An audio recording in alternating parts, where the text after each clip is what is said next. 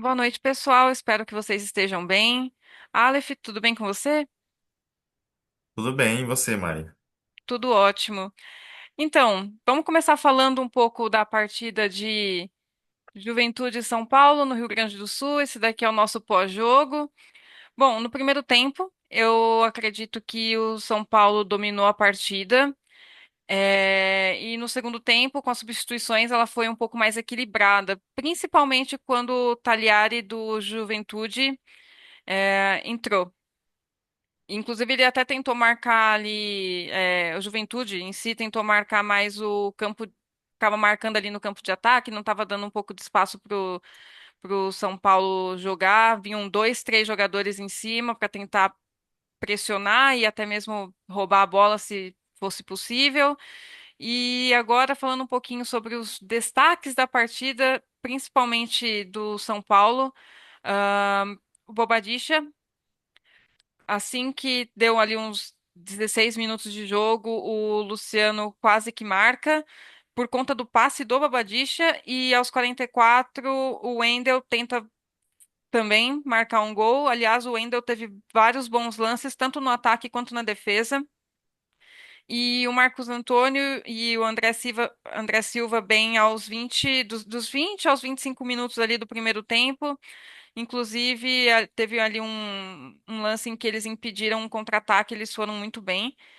O Luciano quase marca aos 57 minutos. Aí agora já estamos falando ali dos lances mais importantes do segundo tempo, falando ali dos destaques.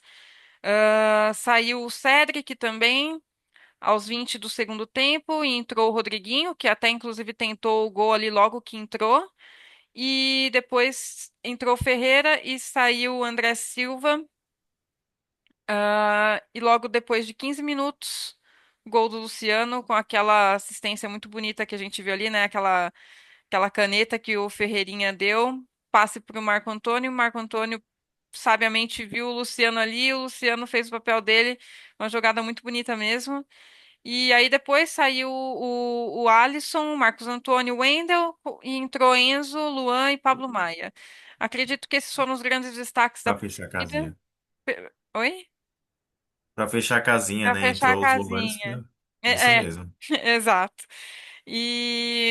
Bom, do São Paulo, eu diria que esses foram os destaques.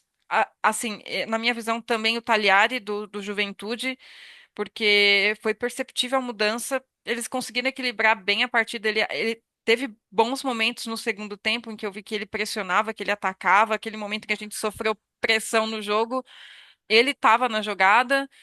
Então, eu acho que ambos mudaram sabiamente. Os times do São Paulo conseguiu fazer ali, fez a lição de casa e conseguiu o gol.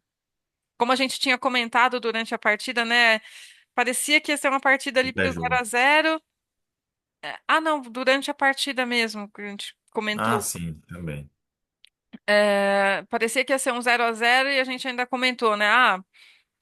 Quem fizer o gol provavelmente vai ganhar essa partida, porque tá muito embolado. Mas o São Paulo jogou muito bem. A gente realmente tá vendo uma evolução no time e a gente espera que continue, né? O que que você acha?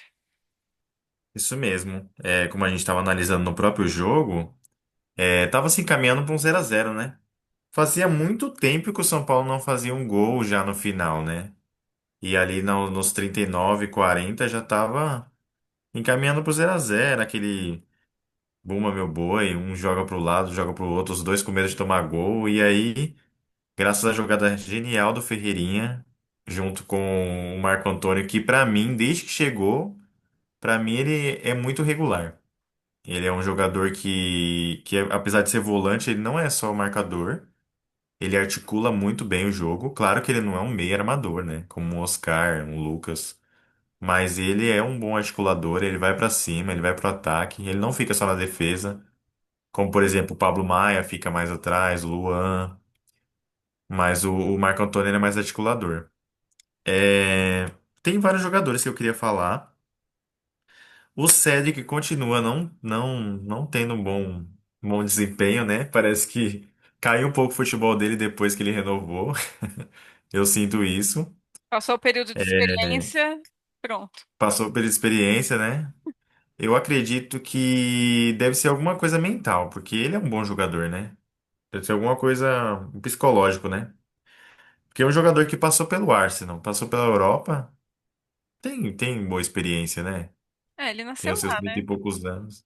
Não, Hã? mas não, tô brincando. Falei, não, mas ele jogou o campeonato europeu porque ele é europeu, né? Ah, sim, porque é português. É, exato. Não, Sim. mas eu concordo, eu acho que faz sentido isso que você falou. Eu só fiz uma brincadeira, porque, gente, é difícil, todos os cruzamentos, né, mas nenhum foi efetivo. Não, nenhum. Tava até vendo uns lances da página do São Paulo que até comentaram que o vídeo quando o Cedric foi cruzar foi cortado o vídeo, porque já sabiam que não deu em nada, né? Então a lateral direita tá muito complicada. A gente tá precisando de jogador na lateral direita. A gente tirando ele tem o Mike, né? Então, que é um menino, né? Que voltou de lesão também. Então a gente não tem outra peça. Ou improvisar o Ferrarese, que, na minha opinião, não é bom, não faz sentido.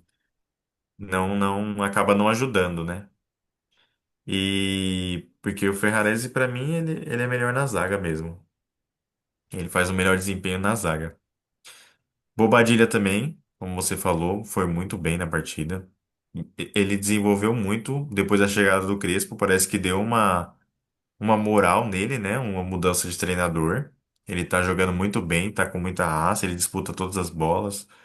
Teve pessoas que comentaram que não tava jogando bem porque tava marcando mais quando jogava com o Luiz Gustavo. Mas eu acredito que ele não tava jogando tão bem como agora, né? Uhum. Ele tá dominando o meio-campo sozinho.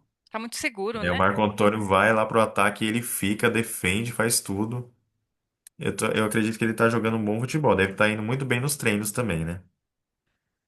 E mesmo assim, eu acredito que o São Paulo tem que ir no mercado procurar um meio armador. É muito difícil, a partida ficou muito trancada só com volantes tentando abrir o jogo, né? É, fica muito mais complicado. E graças à jogada genial do Ferreirinha, a gente conseguiu o gol, né? Que pra gente já era pra ter começado com ele, né? Ou até entrado mais É, cedo. pelo nosso pré-jogo, sim. Pelo nosso pré-jogo, sim. Aham. E aí, teve Mas, aquele ponto daquela escalação polêmica que eu tinha feito a princípio. Vendo a atuação do Cedric nessa partida, você acha mesmo que talvez não faria sentido improvisar o Lucas Ferreira? Porque, de fato, o Cedric está passando por uma má fase, a gente não sabe o porquê, enfim. O que que você acha disso? mas no caso, improvisar o Lucas Ferreira É, é, como com três ala. zagueiros? Exatamente daquele jeito que foi. Ah, três zagueiros e aí o Lucas Ferreira ficaria mais de ponta. É. Não me, Não te encanta, eu sei que não não é me encantador. apetece tanto isso, porque Mas se é. o, praticamente o Ferrarese seria lateral direito de novo, se fosse fazer isso, né? Porque teria que colocar alguém ali para fechar a Ah, lateral tá. direita. Tá, verdade. Talvez O então não o problema é a Ferrarese. marcação e não o ataque, né? É. O problema é a marcação. Então precisaria de alguém marcando ali também. Então o Lucas Ferreira eu acho que não daria certo. Acho que seria importante testar o Mike no momento mesmo. Ah, esperar ele voltar, né? Tá ali É, por então. cento recuperado e aí, não, aí É, o fecha, problema é que aí ele precisa de um pouquinho de jogo, né? Um pouquinho de minutagem, um pouquinho de ritmo, né? De jogo. O Wendel também, falar sobre o Wendel agora, o Wendel, parabéns pro Wendel, tá melhorando. A gente criticava muito o Wendel, tá melhorando bastante. Desde o clássico do Corinthians, que ele deu aquela assistência pro Luciano. Ontem também jogou muito bem, parece que a confiança melhorou. Então o Wendel e Bobadilha estão com muita confiança. A Alisson tá 6,5 ainda, né? A Alisson não tá demonstrando um futebol perfeito ainda. É, mas é isso. Apesar de não ter Alan Franco na zaga, que eu acredito que seja o melhor zagueiro que a gente tem, a gente foi bem. É, com o Sabino também, a gente esqueceu do Sabino. O Sabino verdade, também fez uma Sabino. partida muito boa. Ele pegou no tranco, né? Ali no começo eu vi que ele errou um pouquinho, mas aí ele foi indo e no final se saiu muito bem. Isso, falta um pouquinho de confiança. O nosso goleiro Rafael não tem o que falar também, né? Tá fazendo partidas muito seguras também. Que mais? André Silva. André Silva não apareceu muito nesse jogo. Não. Tanto que foi logo E depois da substituição dele pelo Ferreira que saiu o gol, verdade, né? Foi nessa sim, substituição. foi ele sair, né? É, E o Luciano tá brilhando sempre, né? Tava no lugar certo, na hora certa. Foi uma jogada milimetricamente perfeita. Eu analisei o lance muitas vezes. O Ferreirinha fez ali a passagem ali rapidamente. O zagueiro já ia tirar, né, a bola, o zagueiro que vinha atrás. Ele rapidamente já tocou pro Marco Antônio. O Marco Antônio já viu o Luciano. Foi milimetricamente perfeita. Não foi erro de marcação do Juventude, foi mérito mesmo dos atacantes do São Paulo, o trio ali, né? Então acredito que é isso. Tem mais alguma coisa que você gostaria de apontar do jogo?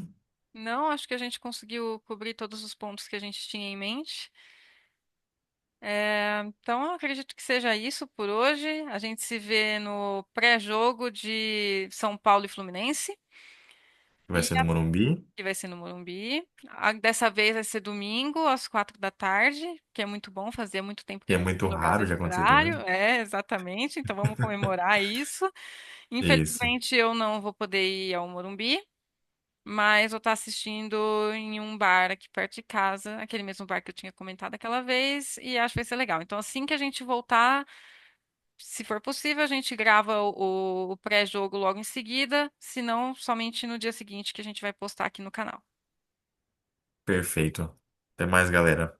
Até mais, gente. A gente se vê.